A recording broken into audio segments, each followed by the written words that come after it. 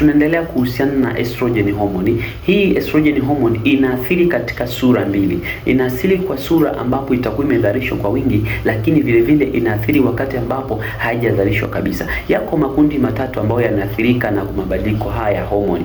Kundi la kwanza ni wakati wa kubalehe. Kipindi hiki ni wakati ambapo inazalishwa kwa wingi sana. La pili ni kundi la wamama wajawazito. Kipindi hiki wamama wajawazito homoni ya estrogen inazalishwa kwa wingi sana kwenye mwili wao. Lakini kundi lingine linaloathirika, kundi la tatu, ni ile kundi ambapo wamefikia kukoma kwa hedhi, yani menopause. Ni kipindi ambacho hawa mama wanaathirika sana na kutokuzalishwa kwa hii homoni. Kwa hiyo tutakwenda kuangalia moja moja. Wakati ambapo inazalishwa kwa wingi inaathiri vipi kinywa cha mwanamke, lakini wakati pia ambao haizalishwi inaathiri vipi. Kwa hiyo tutaenda kuangalia makundi haya matatu yanaathirika kwa namna gani. Asante sana, endelea kunifuatilia, utakwenda kujua moja hadi nyingine. Asante.